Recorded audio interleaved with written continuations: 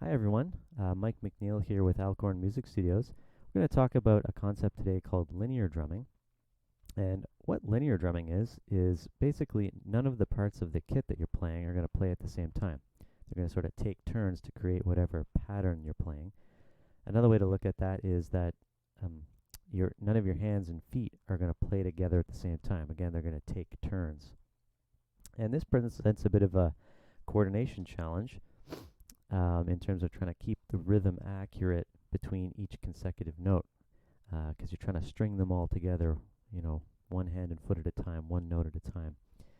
And so what we're going to do is we're going to practice a basic pattern here, and we're going to do right hand, right foot, left foot.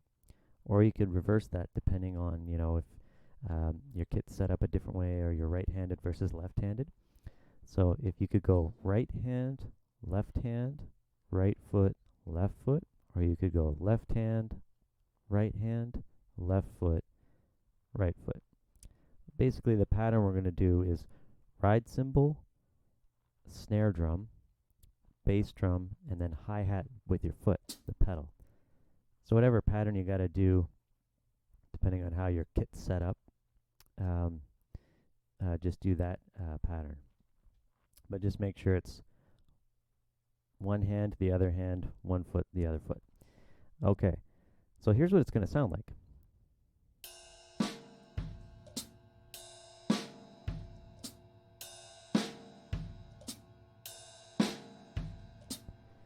So this obviously isn't like necessarily a groove or a style or anything, although it can be used in grooves, as a pattern.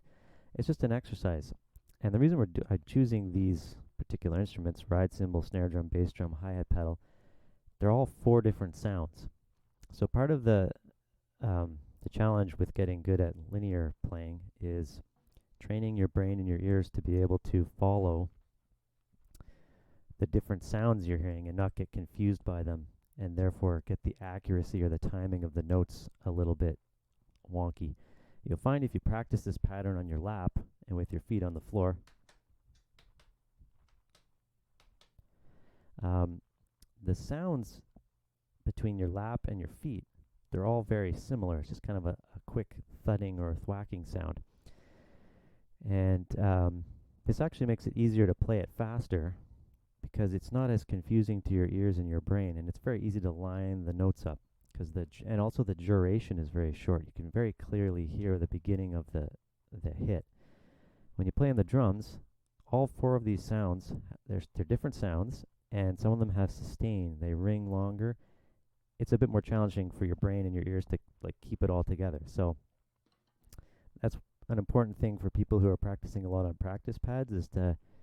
It's great to practice on practice pads. There's certain things you can't really emphasize on the kit that you can emphasize better on a practice pad. So certainly some value there, but just keep in mind when you might be fooling yourself in terms of your accuracy and your speed if you're only playing on pads all the time. Good to get on the kit and try your stuff out, and then you might notice, oh boy, I've got some stuff to fix here. Okay, so that's a little pattern to practice, and practice it slow at first to get it accurate and see if you can get it faster. And this is really important in more advanced jazz playing, when you've really got a lot of dense notes going on in complex rhythms between the hi-hat pedal, the bass drum pedal, the snare drum, and the ride cymbal.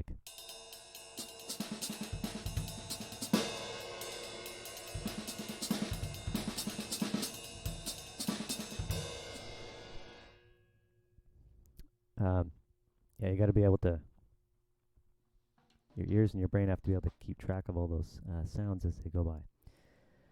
That wasn't actually necessarily linear, but talking more about the, training your brain and your ears to hear those sounds in quick succession. So, all right, I hope that gives you a little bit of help with your linear drumming.